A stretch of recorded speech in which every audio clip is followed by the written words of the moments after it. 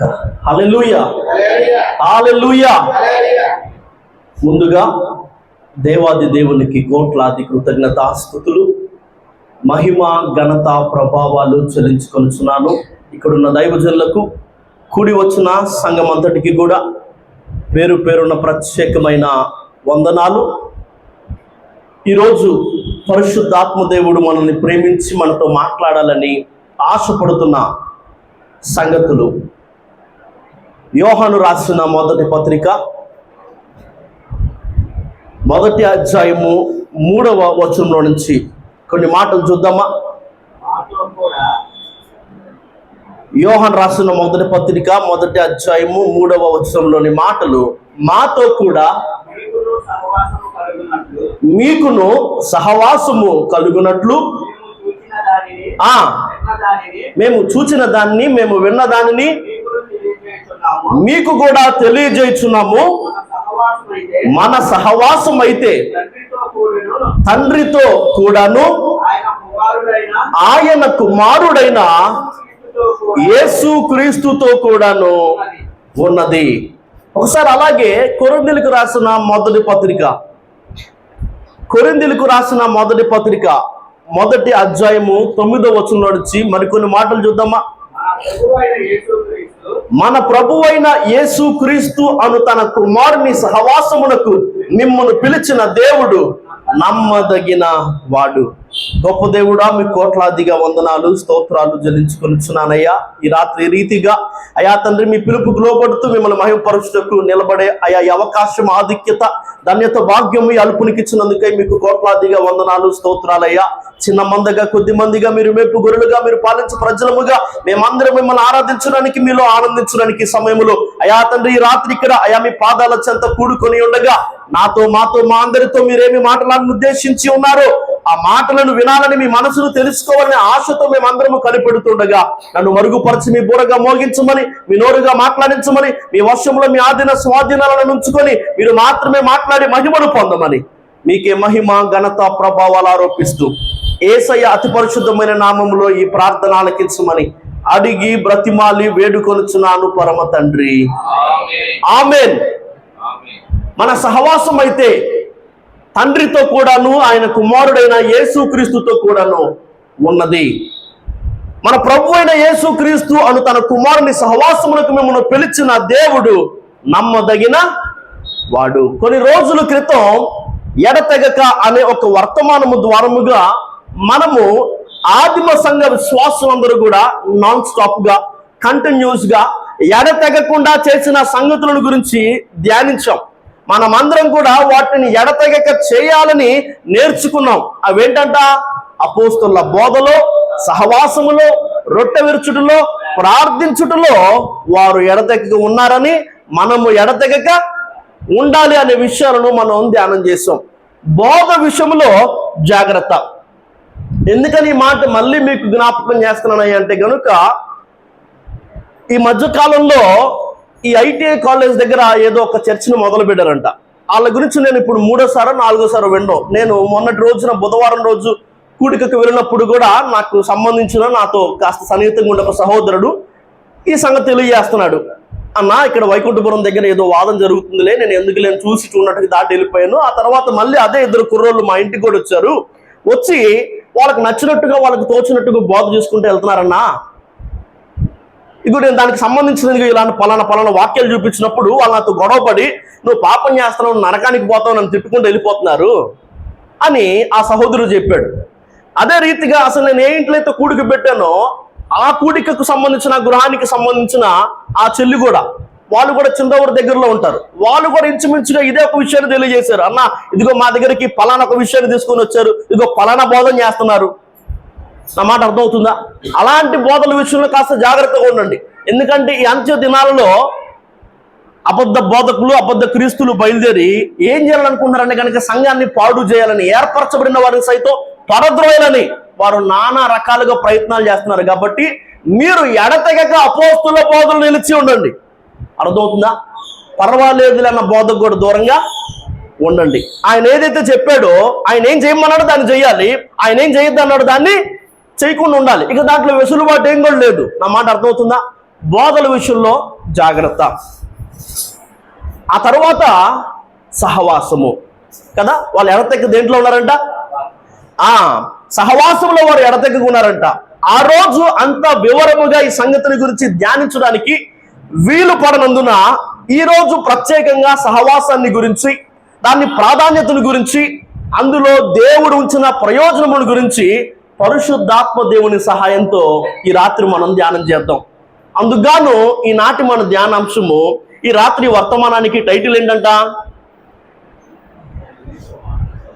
తన కుమారుని సహవాసములకు మిమ్మల్ని పిలిచిన దేవుడు నమ్మదగిన వాడు.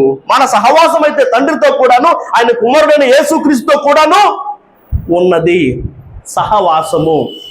ఈ రాత్రి మన ధ్యానాంశం ఏంటంట? సహవాసం. పెద్దగా చెప్పండి.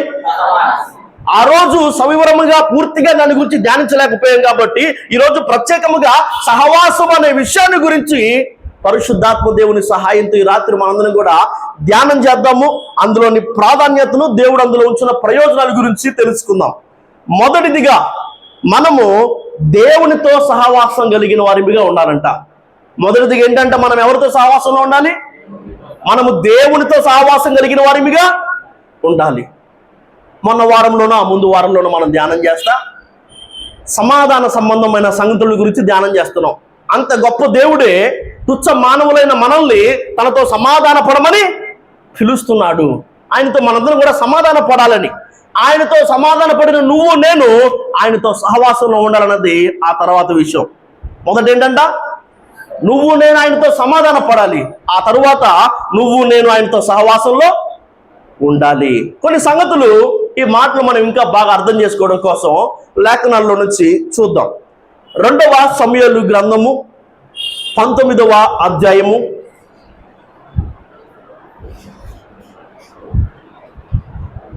32 నుంచి కొన్ని మాటలు.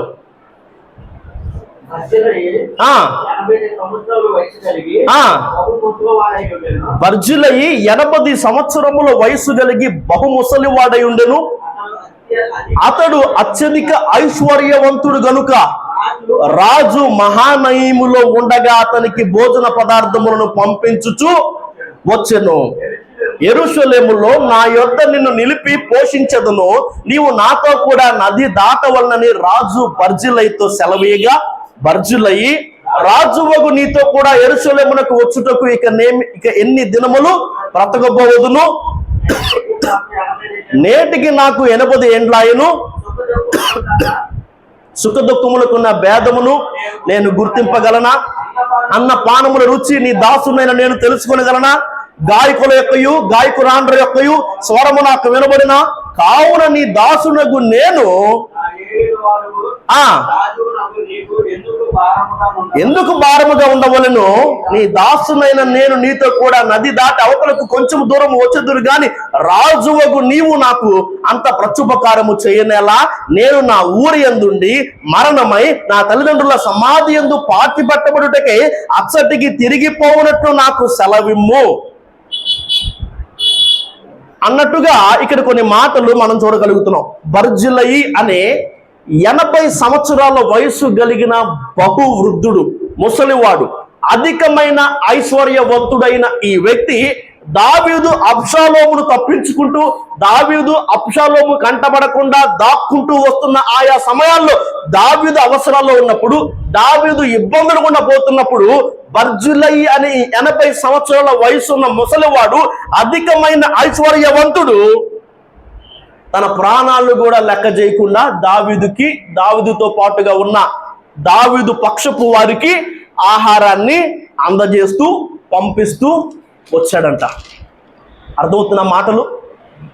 అరణ్యమందు జనులు అలసిన వారై ఆకలిగొని దప్పిగొని ఉందురని తలంచి పరుపులు, పాత్రలు, కుండలు, గోధుమలు, యవలపిండి, వేచిన గోధుమలు, కాయధాన్యములు, చిక్కుడుగాయలు, పేలాలు, తేనె, వెన్న, గొర్రెలు, జున్ను ముద్దులు, ఇలా ఎన్నో ఇచ్చాడు. బర్జిలై దావీదుకు ఇస్తూనే ఉన్నాడంట.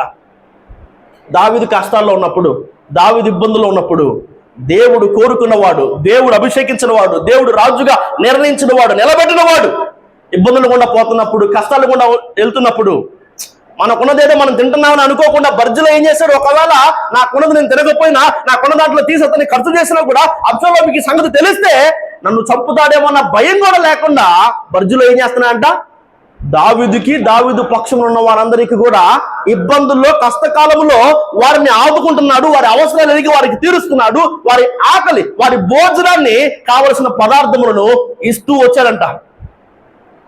కొన్ని రోజులకి అబ్షాలోము చనిపోయాడు. అబ్షాలోము చనిపోయిన తరువాత మళ్ళీ తిరిగి దావీదు రాజు తన సింహాసనమును అధిష్ఠించుటకు యెరూషలేముకు బయలుదేరి వెళ్తున్నాడు. తన కష్టకాలములో తన పక్షాన్ని నిలబడిన, తన కష్టకాలములో తన అవసరాలు ఎరిగి తీర్చిన బర్జులైతో మాట్లాడుతున్న మాట, బర్జులయ్యి నా కోసం నువ్వు ఎంతో చేసావు కదా, నా కోసం నువ్వు ఎన్నో ఖర్చు పెట్టావు కదా, నువ్వేం చేస్తావంటే ఈ నది దాటి నాతో పాటు రా, నాతో పాటు నా అంతఃపురంలోనే నా అతిథిగా నువ్వు ఉండు రా బర్జులయ్యని దావీదు బర్జులని పిలుస్తున్నా అంట.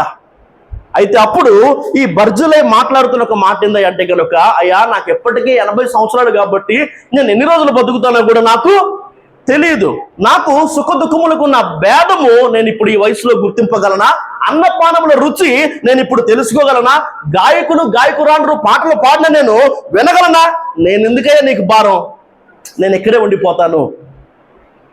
నా మాట అర్థమవుతుందా? రాజుతో ఉండడం అన్నది, రాజుతో సహవాసం చేయడం అన్నది గొప్ప భాగ్యం కదా, విడిచిపెట్టకూడని భాగ్యం కదా.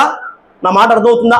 చాలా మంది ఈరోజు ఇలాంటి ఒక అనుభవంలోనే ఉన్నట్టుగా మనం అర్థం చేసుకోవాలి.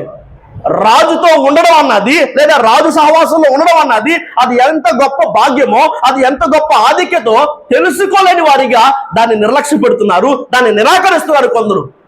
దేవుని సహవాసం, అసలు రాజుతో మనం ఉంటే, రాజు సహవాసంలో మనం ఉంటే మన భద్రత ఆయనదే కదా, మన ప్రతి బాధ్యత ఆయనదే కదా. మన అవసరాలు కానీ, లేదంటే మనకిచ్చే గౌరవం కానీ, ఘనత కానీ, ఆ హోదా కానీ, ఆ పేరు కానీ ఏ స్థాయిలోకి మారిపోతుంది. బర్జులేలాగా చాలా మంది, అయ్యా నేను ఇక్కడే ఉంటాను, నన్ను ఇక్కడే ఉండడానికి నువ్వు సెలవివ్వు అని బర్జులే అడుగుతున్న రీతిగానే చాలా మంది మనల్ని తన సహవాసములకు పిలిచిన ఆ దేవుని పిలుపుకు లోబడట్లేదంట. ఆయన సహవాసం అంటే, అసలు ఆయనతో సహవాసం చేయడం అంటే అది ఎంత గొప్ప ఘనత, అది ఎంత గొప్ప స్థాయి, అది ఎంత గొప్ప హోదా, ఎలాంటి ఒక గొప్ప భద్రత. ఇక మన ప్రతి బాధ్యత దేవుడిదే కదా. ఇప్పుడు బర్జులయ్యి దావీదుతో పాటు నది దాటి వెళ్ళిపోతే గనక, దావీదు మళ్ళీ సింహాసనాన్ని అధిష్ఠిస్తే కనుక దావీదు బర్జులని ఏ స్థాయిలో చూసుకుంటాడు? దావీదు వల్ల బర్జులైకి ఎలాంటి ప్రతిఫలాలు లేదా ప్రత్యుపకారం కలుగుతుంది? ఏముందిలయ్యా కానీ అని బర్జులై అన్నట్టుగానే రాజుతో ఉండడం, దేవునితో సహవాసం చేయడం అన్న ఆ గొప్ప విషయాన్ని గురించి ఆలోచించలేక చాలా మంది దాన్ని నిర్లక్ష్య పెడుతున్నారంట, దాన్ని చాలా మంది నిరాకరిస్తూ ఉన్నారంట. ఈ రాత్రి నీకు అర్థం కావలసిన ఒక విషయం, నిన్ను దేవుడు తన సహవాసానికి పిలుస్తున్నాడు. ఆయనతో సమాధాన పడిన నువ్వు ఆయనతో సహవాసాన్ని చేయాలి. ఆయనతో సహవాసం చేయడం అంటే ఏంటి? అసలు మనం ఆయన సహవాసం గలవారమని ఎప్పుడు పిలువబడతాం, లేదా ఆయనతో సహవాసం కలిగిన వారిని ఎప్పుడు అవుతాం? చూద్దాం కొన్ని మాటలు ఒకసారి. యోహాను రాసిన అదే మొదటి పత్రిక, అదే మొదటి అధ్యాయము 7వ వచనం. అయితే ఆయన వెలుగులో ఉన్న ప్రకారము మనమును వెలుగులో నడిచిన ఎడల మనము అన్యోన్య సహవాసము గలవారమై ఉందుము. చాలు. ఆయన వెలుగులో ఉన్న ప్రకారము మనము వెలుగులో నడిచిన ఎడల మనము అన్యోన్య సహవాసము గలవారమై ఉందుము. దేవుడు తన సహవాసములకు నిన్ను నన్ను పిలుస్తున్నాడు. ఆయనతో సహవాసం అంటే అది గొప్ప భాగ్యం. అలాంటి భాగ్యాన్ని మనం పోగొట్టుకోకూడదు. మరి ఆయన సహవాసంలో ఉండడం అంటే ఎలాగా? ఎప్పుడు మనం ఆయన సహవాసంలో ఉన్నట్లు అంటే కనుక ఇక్కడ కొన్ని మాటలు మనం చూడగలుగుతున్నాము. ఆయన వెలుగులో ఉన్న ప్రకారము మనము వెలుగులో నడిచిన ఎడల మనము అన్యోన్య సహవాసము గలవారమై ఉందుము. మనం ఎప్పుడైతే వెలుగులో నడుస్తామో మనము అప్పుడు ఆయన సహవాసములో ఉండగలుగుతాం. అసలు వెలుగులో నడవడం అంటే ఏంటి?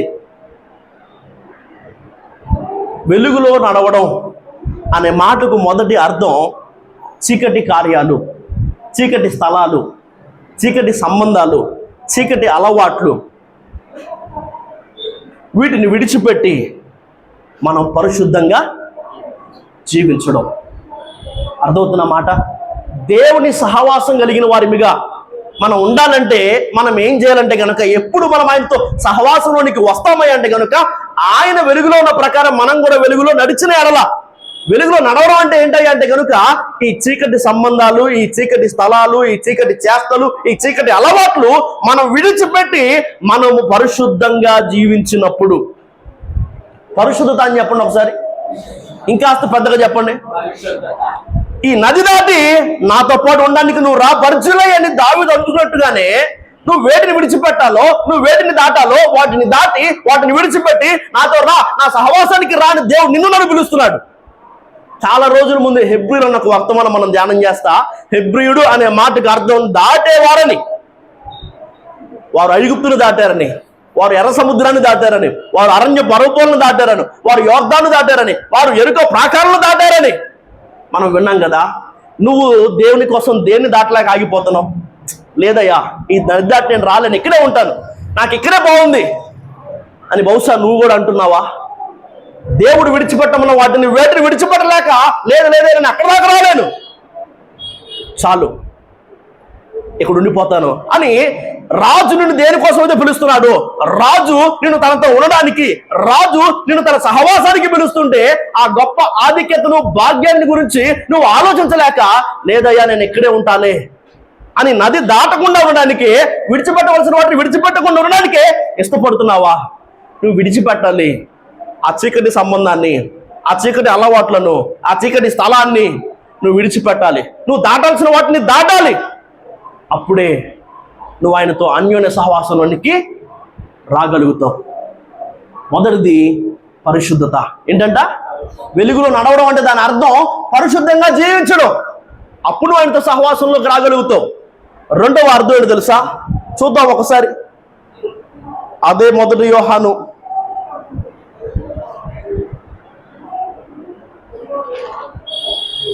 2వ అధ్యాయము 9వ వచనంలోని మాట, వెలుగులో ఉన్నానని చెప్పుకొనుచు తన సహోదరుని ద్వేషించువాడు ఇప్పటి వరకును చీకటిలోనే ఉన్నాడు. ఈ మాటలని మనం ఎందుకు ధ్యానం చేస్తున్నాం? అదే 1 యోహాను 1వ అధ్యాయం 7వ వచనంలో రాయబడిన మాట ఏంటి? ఆయన వెలుగులో ఉన్న ప్రకారం మనం కూడా వెలుగులో నడిచిన ఎడల మనం ఆయనతో అన్యోన్య సహవాసం గలవారమై ఉంటాము. అంటే ఆయన సహవాసంలో మనం ఎప్పుడు ఉండగలుగుతాము? ఆయనతో మనం ఎప్పుడు సహవాసం చేయగలుగుతాం అంటే వెలుగులో నడిచినప్పుడు. వెలుగులో నడవడం అంటే మొదటి అర్థం పాపాన్ని విసర్జించి పరిశుద్ధంగా బ్రతికినప్పుడు. రెండో అర్థం ఏంటయ్యా అంటే కనుక, ఇక్కడ 2వ అధ్యాయము 9వ వచనంలో చెప్పబడుతున్న మాట, వెలుగులో ఉన్నానని చెప్పుకుంటూ తన సహోదరుని ద్వేషించేవాడు ఇప్పటి వరకు కూడా చీకటిలోనే, అంటే ప్రేమిస్తే వెలుగులో నడుస్తున్నట్టు. అప్పుడు మనం ఆయనతో అన్యోన్య సహవాసం గలవారమై ఉంటాము. మొదటిది పరిశుద్ధత అయితే కనుక, రెండవది ప్రేమ. ఏంటంట? మొదటిది పరిశుద్ధత అయితే కనుక, రెండవది ప్రేమ. పరిశుద్ధత, ప్రేమ అనే 2 విషయాలు కలిగి నువ్వు జీవిస్తున్నప్పుడే ఆయనతో నువ్వు అన్యోన్య సహవాసంలోనికి రాగలుగుతావు. నిన్ను తన సహవాసానికి దేవుడు పిలిచాడు. ఆయనతో నువ్వు అన్యోన్య సహవాసం గలవాడివిగా ఉండాలంటే కనుక నువ్వు పరిశుద్ధంగా జీవించాలి, నువ్వు ప్రేమ కలిగి జీవించాలి. పరిశుద్ధత, ప్రేమ కలిగి జీవించడానికి నువ్వు వేటిని దాటాలో వాటిని దాటగలగాలి, వేటిని విడిచిపెట్టాలో వాటిని విడిచిపెట్టి ముందుకు రాగలగాలి. అప్పుడే ఆయనతో సహవాసం నీకు సాధ్యం. అది నువ్వు అనుకునేంత ఆషామాషి విషయం కాదు. ఆయనతో సహవాసం అంటే అదొక గొప్ప ఆధిక్యత, అదొక గొప్ప భాగ్యము. ఆ ఘనత వేరు, ఆ హోదా వేరు, ఆ స్థాయి వేరు, ఆ అర్హత వేరు, ఆ భద్రత వేరు. నీ ప్రతి బాధ్యత ఇక ఆయనదే అవుతుంది ఆయన సహవాసంలోకి నువ్వు వస్తే. మొదటిది మనం దేవుని సహవాసంలో ఉండాలి, మనం దేవుడితో సహవాసం కలిగి ఉండాలి.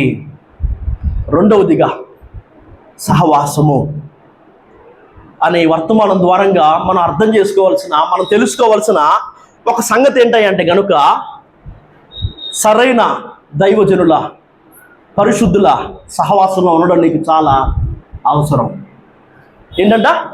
సరైన దైవజనుల, పరిశుద్ధుల సహవాసంలో ఉండడం నీకు చాలా అవసరం. చాలా మంది ఏమనుకుంటారంటే కనుక, నా భక్తి నాకు సరిపోద్దలే, నా ప్రార్థన నాకు చాలే, ఇప్పటికే నాకు చాలా తెలుసు కాబట్టి ఇంకెవరి బోధన నేను వినాల్సిన పని లేదని అనుకుంటారు. నేను ఇంట్లో నుండి ప్రార్థన చేసుకుంటాను, నీకు ఏ మందిరానికి నేను పోను అనుకుంటా ఉంటాను. ఇది ఒక పెద్ద పొరపాటు. దేవుడు ఒక క్రమాన్ని ఏర్పాటు చేశారు. సంఘముగా సహవాసంగా కూడుకోమని ఆయన చెప్పారు. మనం దీని గురించే చాలా సందర్భాల్లో ధ్యానం చేస్తా. నా నామమునకు జ్ఞాపకార్థముగా ఉంచి ప్రతి స్థలములో నేను నీ యొద్దకు వచ్చి నిన్ను ఆశీర్వదిస్తాను. అంటే నువ్వు ఎక్కడైనా ఉండు, నువ్వు ఎక్కడ పడితే అక్కడ ఉండు, ఆదివారాలైనా శుక్రవారాలైనా శనివారాలైనా నీకు ఇష్టం వచ్చిన చోట్ల నువ్వు తిరుగుతానే ఉండు, నేనే నీ యొద్దకు వచ్చి నిన్ను ఆశీర్వదిస్తానన్న మాట దాని అర్థం కాదు. నా నామమునకు జ్ఞాపకార్థముగా ఉంచు స్థలంలో నువ్వు ఉంటే ప్రతి స్థలంలో కూడా నీ యొద్దకు వచ్చి నిన్ను ఆశీర్వదిస్తాను. ఆశీర్వదించబడాలంటే నువ్వు ఉండాల్సిన స్థలం ఒకటి ఉంది అని ఆ రోజు మనం ధ్యానం చేస్తా. బేతేలు దేవుని మందిరము, హెబ్రోను దేవుని సహవాసము, హోరేబు దేవుని పర్వతము, బోయాజు పొలము దేవుని పొలము అని ఇలా కొన్ని అనుభవాల గురించి మనం ధ్యానం చేస్తూ ఉన్నాం. నువ్వు ఎక్కడ పడితే అక్కడ తిరుగు, నువ్వు ఎక్కడైనా ఉండు, నీకు ఆశీర్వాదం దేవుడు చెప్పట్లా. నువ్వు ఎక్కడ ఉండాలో అక్కడ ఉంటే, నా నామమునకు జ్ఞాపకార్థముగా ఉంచిన స్థలంలో నువ్వు ఉంటే నేను నీ యొద్దకు వచ్చి నిన్ను ఆశీర్వదిస్తానని దేవుడు చెప్పాడు కదా. ఆశీర్వదించబడాలంటే నువ్వు ఉండాల్సిన స్థలంలో ఉండాలి, నువ్వు ఉండాల్సిన చోట ఉండాలి. సహవాసం, సరైన దైవజనుని పరిశుద్ధుల సహవాసంలో మనం ఉండడం మనకి చాలా చాలా అవసరం. కొందరు మానుకొనుచున్నట్టుగా ఆ దినము సమీపించడం మీరు చూచిన కొలది సమాజముగా కూడటం మానక మరి ఎక్కువగా అలాగూ చేయండి. ఆ దినము సమీపించడం మీరు చూచిన కొలది అంటే ఏ దినం అది? రాకడ ఇక దగ్గర పడుతుంది. మనుష్య కుమారుని దినాలు ఇలా ఉంటాయి అని బైబిల్లో చెప్పడం రీతిగా పాపం పేటరెగిపోవడం, ఒక దేశం మీద ఇంకో దేశం రావడం, కొత్త తెగుళ్ళు రావడం, భూకంపాలు రావడం, రకరకాల ఇబ్బందులు, ఇవన్నీ జరుగుతున్నప్పుడు నీకు అర్థం కావాల్సిన ఒక సంగతి, ఆయన చాలా త్వరలో రాబోతున్నాడని. ఆ దినము సమీపించడం నువ్వు చూసిన కొలది, అది నీకు అర్థమయ్యే కొలది మరి ఎక్కువగా సమాజంగా నువ్వు నేను ఏం చేయాలి? కూడుకోవాలి. కానీ కొంతమంది సమాజంగా కూడకుండా మానేస్తారంటే దానికి గల కారణం ఏంటి? ఈ వర్తమానం కూడా మనం ధ్యానం చేస్తాం. కొందరు మానుకొనుచున్నట్టుగా, కొందరు మందిరాన్ని ఎందుకు మానేస్తున్నారంటే కనుక కృతజ్ఞత లేక కొందరు మందిరాన్ని మానేస్తున్నారు.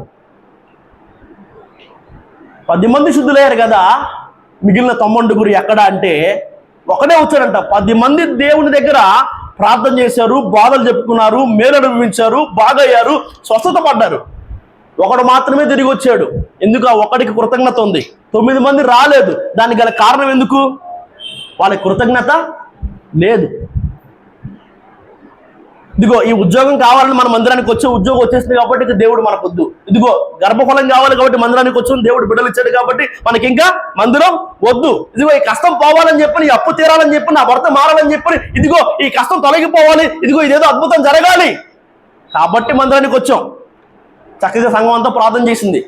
వాళ్ళు కడుపు కట్టుకోనో, వాళ్ళు కన్నీరు గార్చో, వాళ్ళు ప్రార్థన చేశారు, దేవుని కృపను బట్టి మేలు అనిపించో, ఇక నేను వచ్చిన పని అయిపోయింది కాబట్టి ఇక మందిరానికి రావసరం లేదు అనుకున్నారు కొందరు. ఎందుకు? కృతజ్ఞత లేక. మళ్ళీ వాళ్ళు ఎప్పుడు వస్తారు? కష్టం వచ్చినప్పుడే. అంటే వాళ్ళు ఏం కోరుకుంటున్నారు? మళ్ళీ మళ్ళీ కష్టాలు రావాలనే వాళ్ళు మందిరాన్ని మానేసి చెప్పకనే చెప్తున్నారు. కొందరు మందిరం మానేస్తున్నారంట. దానికి గల కారణం ఏంటి అంటే కనుక వారు విస్తారమైన పనుల వలన. కొందరికి విస్తారమైన పనులు, ఇల్లు సర్దుకోవడం, ఇల్లు తుడుచుకోవడం, పిండి వంటలు చేసుకోవడం, వచ్చిన చుట్టాలకి ఆతిథ్యం ఇవ్వడం, పలకరించడం, ఫంక్షన్లకు వెళ్ళడం, భోజనాలకు వెళ్ళడం, బట్టలు కొనుక్కోవడం, ఏ పనున్నా కూడా వాళ్ళకి ఆ పని ఎప్పుడు వచ్చింది? ఆదివారం మాత్రమే. అది కూడా మళ్ళీ మధ్యాహ్నం 12 గంటల తర్వాత నుంచి రాదు. ఎప్పుడైతే ఆరాధన జరుగుద్దో ఆ సమయంలో మాత్రమే వాళ్ళకి ఆ విస్తారమైన పని వచ్చి, కృతజ్ఞత లేక కొందరు మానేస్తున్నారు. విస్తారమైన పనుల మూలం కొందరు మానేస్తున్నారు. కొందరు అలిగి మానేస్తున్నారంట. నా పేరు చెప్పలేదనో, నాకు ఎక్కువ ముక్కలు తెలియదనో, నన్ను ఏదో అన్నాడనో, నేను వస్తుంటే వందనాలు చెప్పలేదనో, పలు రకాలైన కారణాలతో అలిగి కొందరు మందిరాన్ని మానేస్తున్నారు. కొందరు అబ్బో ఇక్కడ చాలా కష్టంగా ఉంది, క్రమం చాలా ఖచ్చితంగా ఉంది, వాక్యం నా గురించి చెప్తున్నాడు కావాలని, నన్నే టార్గెట్ చేస్తున్నాడు, నేను రాను. అర్థమవుతుందా? ఆ తర్వాత చాలా మంది మానేయడానికి గల కారణం ఏంటంటే సుఖానికి అలవాటు పడిపోయి ఇంట్లో అయితే చక్కగా మంచం మీద కూర్చొని లేదా మంచం మీద పనుకొని ఏసీ వేసుకొని టీవీ ఆన్ చేసుకుంటే వాక్యం వచ్చింది కాబట్టి ఏ మందిరానికే రావాలా? ఆదివారం అదే సమయంలో అంతకంటే బాగా వాక్యం చెప్పే దైవజనుల వాక్యాన్ని నేను టీవీలో పెట్టుకొని వింటాను. అంత తెలివి పాపం ఆదిమ సంఘంలో ఉన్న వాళ్ళకి తెలియక వారు ఎడతెగక సహవాసాలు ఉన్నారు కదా. అది ఎలాంటి అనుభవం తెలుసా? అసలు కూడుకుంటే, అసలు కలుసుకుంటే, అసలు యేసునామములో ప్రార్థించే వాళ్ళు ఎక్కడైనా 2-3 ఉంటే రోమా సైనికులు కానీ లేదా మత పెద్దలు కానీ బయటికి లేకపోతే చంపే పరిస్థితులు. మరి మనలాంటి తెలివి వాళ్ళకి లేక నా మంచం మీద నేను పనుకొని ఉంటాను, నువ్వు వంటగదిలో నీ పని నువ్వు చేసుకుంటా ఉండు, ఈ సమయానికి మనందరూ ప్రార్థన చేసుకుంటా ఉన్నావు అని అనుకోలేక. అర్థమవుతుందా? కొందరు మానుకుంటున్నారంట మందిరాన్ని. మీరు అలా మానద్దు. ఎందుకంటే సమాజంగా కూడుకోవడంలో ఎన్నెన్నో మేలు దేవుడు ఉంచాడు. వాటిని ఈ రాత్రి మనం తెలుసుకుందాం. సమాజములో లేదా సహవాసములో లేకపోవడాన్ని బట్టి నష్టాలు అనిపించిన వారు కూడా ఎందరో లేఖనాలు ఉన్నట్టుగా మనం చూడగలుగుతాం. ఒక చక్కని ఉదాహరణ మీకు తెలియజేయాలని ఆశపడుతున్నాను. సహవాసం అనే వర్తమానంలో ముందు మనం దేవుని సహవాసంలో ఉండాలి, దేవునితో సహవాసం చేసే వారిగా ఉండాలి. అలా ఎప్పుడు ఉండగలుగుతామంటే మనం వెలుగులో నడిచినప్పుడే. అంటే దాని అర్థం మనం పరిశుద్ధంగా జీవించినప్పుడు, మనం ప్రేమ కలిగి జీవించినప్పుడు దేవుని సహవాసంలో మనం ఉంటాం. 2, సరైన దైవ జనుల పరిశుద్ధుల సహవాసంలో ఉండడం మనకి చాలా అవసరం. నీ ప్రార్థనకి సరిపోదు, నీ భక్తినికి సరిపోదు. దేవుడు క్రమాన్ని ఉంచాడు దానికోసమే. అందుగా నువ్వు ఖచ్చితంగా తప్పకుండా మానకుండా మందిరానికి రావాలి, మాటికి రావాలి, మరి ఎక్కువగా కూడుకోవాలి. ఇది అర్థం కావడం కోసం ఒక ఉదాహరణ. గత వారమే మనం ధ్యానం చేస్తా అధిక నీతిని గురించి మాట్లాడతా లోతు అనే ఒక నీతిమంతుడు దుర్మార్గుల కామ వికారయుక్తమైన శాస్త్రాలను బట్టి దినదినము తన నీతి కలిగిన మనసును ఏం చేస్తున్నాడంట? నొప్పించుకుంటూ వచ్చాడు. సొదొమ గొమొర్రాకి వెళ్ళి లోతు అక్కడేం పాపం చేయలేదు. లోతు నీతిగా తన మనసును నొప్పించుకుంటూనే వచ్చాడు, కానీ పాపాన్ని అంటించుకోలేదు, పాపాన్ని అలవాటు చేసుకోలేదు, సర్ది చెప్పుకోలేదు, సర్దుకుపోలేదు. రోజు బాధపడుతున్న నీతిగా తన మనసు నొచ్చుకుంటూనే ఉంది. కానీ లోతు భార్య ఉప్పు స్తంభం అయిపోయింది. లోతు 2 కుమార్తెలు ఇప్పటికీ కూడా సమాజం అందరి దృష్టిలో ఒక పాపం చేసిన వారిగా అపాసుపాలు అవుతూనే ఉన్నారు. ఒక హేయమైన జనాంగము లేదా శపించబడిన జనాంగమైన మోయాబీలు, అమ్మోనీలు రావడానికి, ఒక దుష్ట సంతానం పుట్టడానికి వారు కారణమయ్యారు. అసలు ఈ రోజుకి కూడా ఇంకో అబ్బాయి పేరు లోతు అనే మాట నేను ఎక్కడ వినలా. ఎవరైనా పెట్టుకున్నారా లోతు అనే పేరు? ఎప్పుడైనా మీరు అన్నారా లోతు అనే పేరు ఒకరు పెట్టుకున్నట్టు? ఎందుకలా మిగిలిపోయాడు? లోతు చేసిన పాపం ఏంటి? మందు తాగడమా? లోతు చేసిన పాపం ఏంటి? వ్యభిచరించడమా? లోతు చేసిన పాపం ఏంటి? విగ్రహారాధన. అంటే లోతు చేసిన తప్పేంటి తెలుసా? ఒక దైవజనుని సహవాసాన్ని వద్దనుకోవడం. ఏంటంట? దైవజనుడైన అబ్రహాము, ప్రవక్త అయిన అబ్రహాము సహవాసాన్ని వద్దని అనుకోవడం లోతు చేసిన ఒక పొరపాటు. అందుకే అంత తీరని నష్టం అతని జీవితంలో జరిగింది. అర్థమవుతుందా? అసలు చిన్నప్పుడే అమ్మాన లోతు చచ్చిపోయారు కదా. అసలు అతడు అన్ని అయి పెంచింది అబ్రహాం. అంతగా అతడు ఆశ్రదించబడ్డానికి గల కారణం అబ్రహాం. ఆ ఆస్తి ఎవరిచ్చారు? అబ్రహామును బట్టి దేవుడు అనుగ్రహించక వచ్చింది కాదా? మరి నిజానికి లోతు ఏం చేసి ఉండాల్సింది? లోతు పశువుల కాపరులకు, అబ్రహాం పశువుల కాపరులకు ఒక వివాదం తలెత్తింది. చిన్నప్పుడే అమ్మా నాన్న చచ్చిపోతే అన్ని అయి పెంచాడు అబ్రహాము. ఆస్తి కూడా అబ్రహామును బట్టి దేవుడు అనుగ్రహించిందే.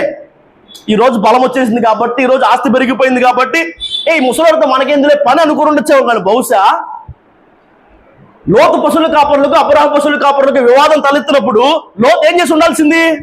ఆ పనివాడిని పిలిచి ఉండాల్సింది. ఈ వివాదానికి గల కారణం ఏంటి? నువ్వు అసలు ఆయన పని వాళ్ళతో ఎందుకు గొడవ పడ్డావు?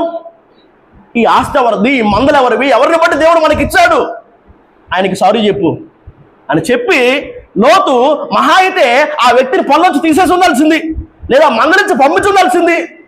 ఎన్నో రోజులుగా ఎదురు చూస్తున్నట్టుగా ఇక్కడుంటే మన ఆటలు సాగట్లేదు, ఇక్కడుంటే ఎప్పుడు మనం నెంబర్ 2 మనకి బతులు రావట్లేదన్న ఒక ఆలోచనతో లోతు ఏం చేశారంట? ఎన్నో రోజులుగా ఎదురు చూస్తున్న అవకాశం వచ్చినట్టుగానే సరే గొడవ అయిపోయింది కాబట్టి ఎక్కడి నుంచి నేను వెళ్ళిపోతానని చెప్పాడంట. చిన్నప్పటి నుంచి అన్ని తానే పెంచాడే.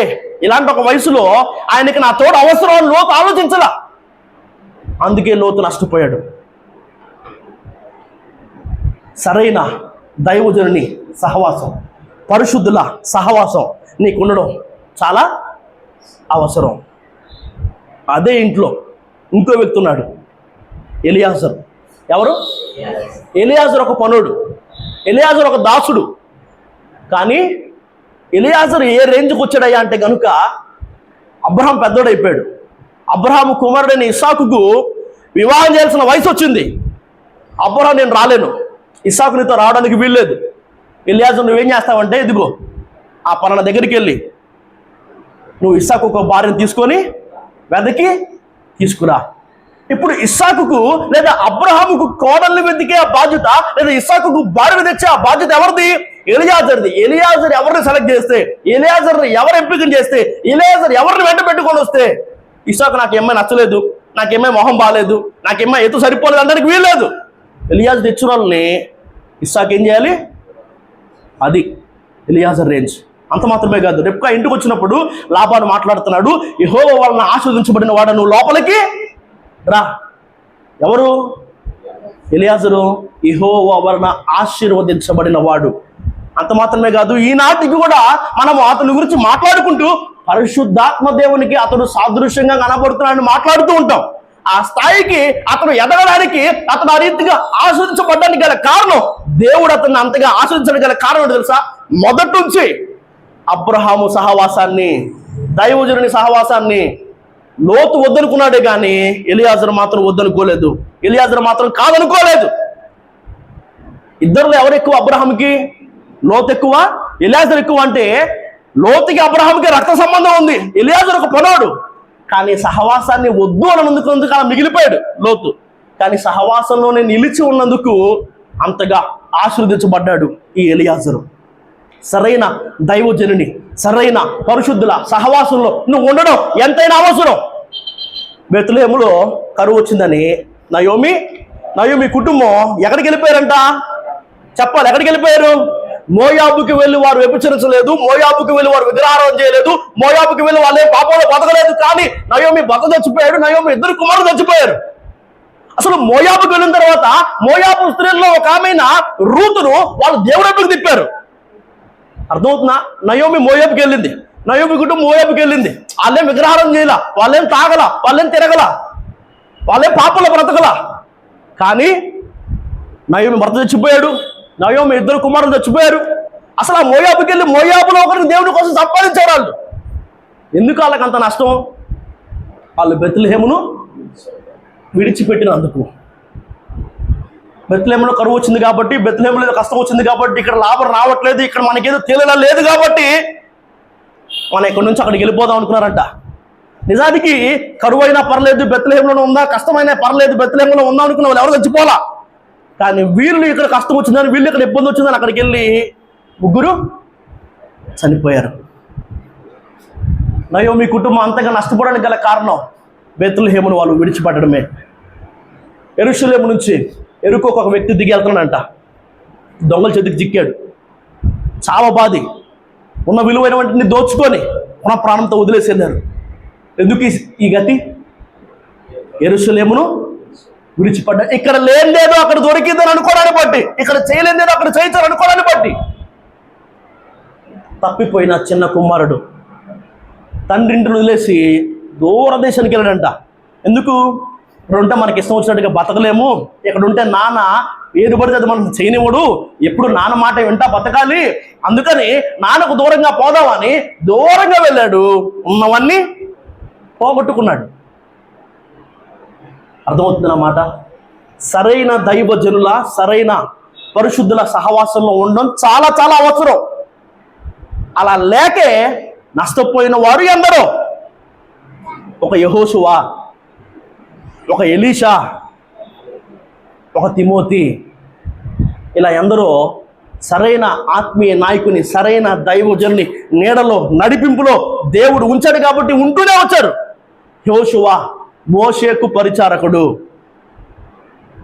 అంతే ఉన్నాడు. కొన్ని సంవత్సరాలు అంతే పిలువబడ్డాడు.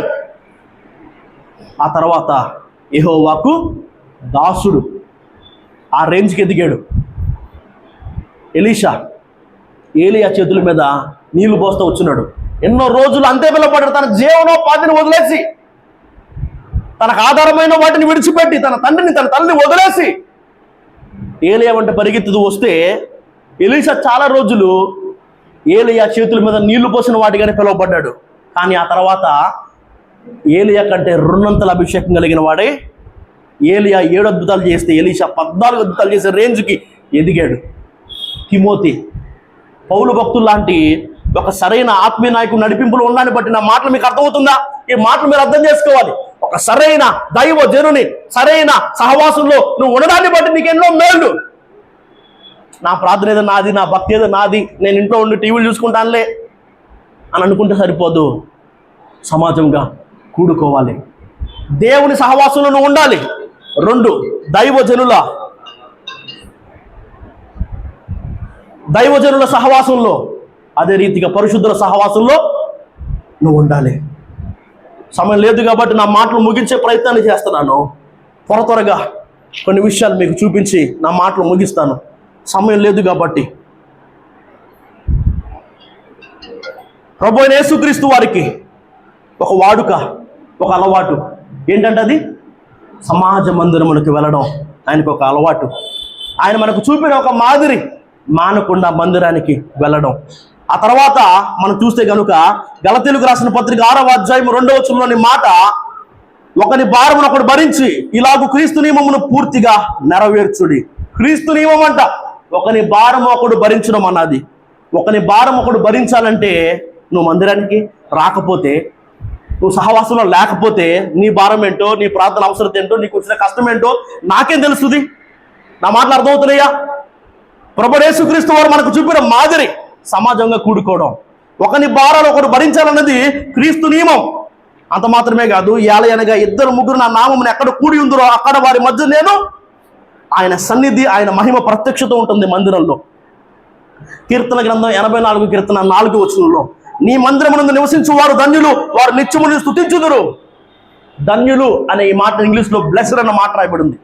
వారు నిత్యము స్తుతిస్తారంట. ఎందుకంటే దేవుడు ప్రతినిత్యము వారి జీవితంలో జరిగిస్తున్న ఆశీర్వాదములను బట్టి, అద్భుతములను బట్టి వారి నోట నిత్యము స్తుతి ఉంటది. అదే కీర్తనలో 16వ అధ్యాయం 11వ వచనములో, జీవ మార్గమును నీవు నాకు తెలియజేసేదవు, నీ సన్నిధిని సంపూర్ణ సంతోషము కలదు, నీ కుడి చేతిలో నిత్యము సుఖములు కలవు. జీవ మార్గాన్ని మనం కనుగొంటామంట. దేవుని ఆలోచన మనకి దేవుని మందిరంలోనే దొరుకుతుంది. సంపూర్ణ సంతోషము, నిత్యమైన సుఖములు దేవుని మందిరంలోనే కలవు. యెహోవా సన్నిధిని, సర్వలోకనాథుని సన్నిధిని పర్వతములు మైనం వలె కరుగుచున్నవని. అదే కీర్తన 97వ కీర్తన 5వ వచనం ఉంది. పర్వతాలు కూడా దేవుని సన్నిధిలో కరిగిపోతున్నాయి. కొండల్లాంటి కష్టాలు కూడా దేవుని మందిరములో కరిగిపోతాయి. ఇలా ఒకటి కాదు, ఎండిపోయిన కర్ర చిగురించింది దేవుని మందిరములో. మనుషుల కపటోపాయములు వారిని అంటకుండా నీ సన్నిధి చాటున వారిని దాచుచున్నావు అనే మాట అదే కీర్తన గ్రంథంలో ఉంది. కాపుదల, క్షేమం 1-2 కాదు, ఇలా మనం చెప్పుకుంటూ వెళ్తే కనుక ఎన్నో విషయాలు. ఈ రాత్రి మీకు అర్థం కావాల్సిన సంగతి ఒకటి, సహవాసం. దేవుని సహవాసంలో నువ్వు నేను ఉండాలి. అది విడిచిపెట్టుకునేంత చిన్న విషయం కాదు, అదొక గొప్ప ఆధిక్యత, గొప్ప భాగ్యం. ప్రేమ, పరిశుద్ధాన్ని 2 విషయాలు కలిగి జీవిస్తే మనం ఆయన సహవాసంలో ఉంటాం. తర్వాత 2వ విషయం, సరైన దైవజనుల, పరిశుద్ధుల సహవాసంలో మనం ఉండాలి. ఎందుకంటే కూడుకోవడంలో దేవుడు ఎన్నెన్నో మేలు ఉంచాడు. ఆ మేలన్నింటినీ దయచేసి మందిరానికి రాకుండా, సంఘాలు మానేసి, సంఘాలు వదిలేసి పోగొట్టుకోకూడదని మీ అందరికీ ప్రభు పేరట మనవి చేస్తున్నాను. దేవుడి మాటలు దీవించును గాక. ఆమేన్.